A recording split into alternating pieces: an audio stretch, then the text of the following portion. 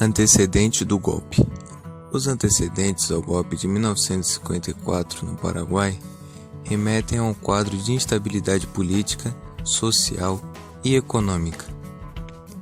Depois da Guerra do Chaco, conflito entre Bolívia e Paraguai, o país ficou economicamente arrasado. Mesmo que o Paraguai tenha saído vitorioso do embate, os efeitos da guerra e da crise econômica repercutiram diretamente na instabilidade política. No ano seguinte, a instituição do armistício, no Chaco, em 1936, eclodiu no Paraguai a Revolução Freberista.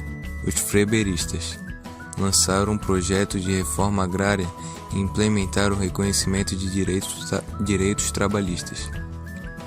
Contudo, essa sublevação mal emplacou algumas reformas estruturais e foi derrubada por uma contra-revolução dos liberais. Ainda assim, o episódio marcou o declínio de um longo período de dominação do Partido Liberal na política paraguaia e desencadeou um processo resultante na ditadura do general Higínio Morídio. Ditadura e pós-ditadura. Em seguida, o Paraguai passou por vários golpes políticos, os quais foram interrompidos em 1954 com a queda do presidente Frederico Chaves e a posse do general Alfredo Stroessner. Com o apoio do Partido Colorado, instalou-se uma ditadura no Paraguai, com repressão a manifestações. Somente em fevereiro de 1989, um golpe militar tirou do poder Stroessner, que se refugiou no Brasil. O líder do golpe, Andrés Rodrigues, elegeu-se presidente. Rodrigues aboliu a pena de morte, removeu a lei marcial que regia por mais de 30 anos sem interrupção, legalizou os partidos da oposição e prendeu Stroessner e alguns membros do seu governo. Porém, alguns dias depois, na convicção de que seria mais problemático da sua permanência no Paraguai, ele foi enviado a um exílio em Brasília, no Brasil. Supressão de liberdade.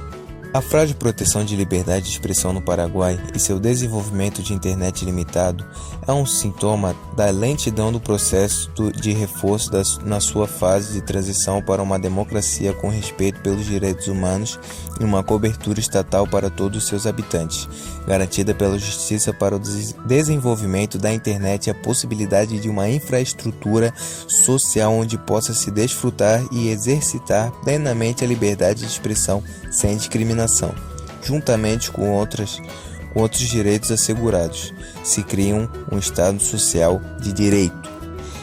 Podemos dizer que um país que se constrói com valores democráticos impedem obstáculos, inclusive aqueles que podem surgir por meios indiretos de violações de direitos, como a falta de infraestrutura para uma internet livre e neutra, e qualquer elemento que evidencie o bloqueio da claridade do modelo democrático que se busca, além de um dogma ou propaganda.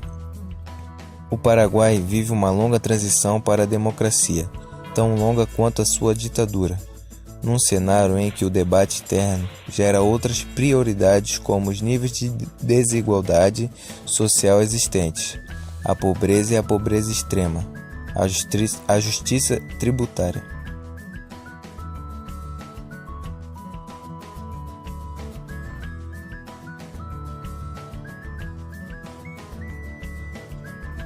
Na ditadura de Stroessner foram cometidas inúmeras violações dos direitos humanos. Todos esses atos de censurar os opositores do regime foram registrados no famoso Arquivo do Terror. No total, foram encontrados aproximadamente 320 mil documentos. São fichas policiais, publicações periódicas, lista de suspeitos, informações sobre agremiações e grupos considerados subversivos, controle de sindicato e objetos como livros e cédulas de identidade. Com base nesse acervo, muitos cidadãos puderam ir à justiça, solicitar reparações ou mesmo punições para os torturadores. A descoberta dos arquivos do terror ajudou a mudar a mentalidade política dos paraguaios. Tais documentos ajudaram a colocar na cadeia várias pessoas, desmitificando Stroessner e revelando um lado do Paraguai que muitos consideraram falsos ou pelo menos exagerado. No governo democrático do Paraguai, não são mais financiados sequestros ou sessões de tortura. Ainda assim, as penitenciárias estão em caos. Há muito tempo são governadas pelas facções ou pela corrupção. As facções crescem e se fortalecem nas prisões paraguaias, explorando as más condições em que vivem os detentos, com altíssimo nível de aglomeração, falta de acesso adequado e atendimento ao médico e alimentação. Um caso atual foi um motim que começou com o sequestro de 19 agentes penitenciários e terminou com um massacre. Os amotinados do presídio de Tacaumbu, que abrigam 4.100 detentos. As forças anti-motim foram chamadas e conseguiram retomar o controle da penitenciária, para em seguida confirmar as consequências do incidente. Pelo menos 7 mortos, sendo 3 deles decapitados. Resistência armada. O Paraguai de Stroessner, baseado em uma política no cunho autoritário, foi percurso no que seria uma constante em outros governos militares. Sendo assim, a sociedade viveu em um permanente estado de sítio. Frente a esse contexto, surgiram agrupações armadas, guerrilhas, tendo como intuito tomar o poder das mãos de Stroessner. Então, surgiu o movimento 14 de maio, quando houve um declínio na luta travada pelos guerrilheiros e o governo. Alfredo Stroessner procurou colocar toda a oposição no lugar comum, acusando seus detratores de traidores da pátria, utilizando a velha imagem dos legionários. Guerra Civil. No dia 11 de janeiro de 1947, os surfistas renunciaram e imediatamente formaram uma colisão com o Partido Liberal e com o Partido Comunista Paraguaio contra o governo de Morínigo. Rafael Franco liderou uma rebelião e se converteu em guerra civil quando as Forças Armadas do Paraguai, que até então se haviam se mantido fiéis ao presidente, se dividiram. A Marinha e diversas seções de infantaria se uniram aos rebeldes e ajudaram a implementar um governo militar na cidade de Concepción. A Guerra Civil dividiu o Paraguai entre vencedores e vencidos. Um enorme abismo se abriu entre aqueles que estiverem a favor de Morínigo e os que tentaram derrubar seu governo à força. O Exército Nacional, que viu muitos de seus integrantes aderirem ao pronunciamento cívico-militar de março, ficou com muitos quadros vagos ao fim da rebelião, com diversos de seus membros partindo para o exílio. Os Estados Unidos foram um dos maiores aliados do presidente Stroessner, possivelmente o mais forte aliado da América Latina. Devido à sua fervorosa luta anticomunistas e suas insurgências, o Paraguai recebeu grande ajuda dos Estados Unidos durante as décadas de 60 e 70. No entanto, no final da década de 70, as relações entre os Estados Unidos e o Paraguai mudaram substancialmente, e esses benefícios começaram a ser cortados, principalmente devido à crescente preocupação com a ausência de um governo democrático e a presença de violação dos direitos humanos no país. Em meados da década de 80, uma crise de dívida externa se instalou na região, afetando principalmente o Paraguai, que não mais se beneficiava do seu maior aliado norte-americano. A Guerra Fria se aproximava de seu fim, então aos poucos foi perdendo o apoio dos Estados Unidos, que foi um dos seus maiores aliados na luta contra o comunismo e suas insurgências.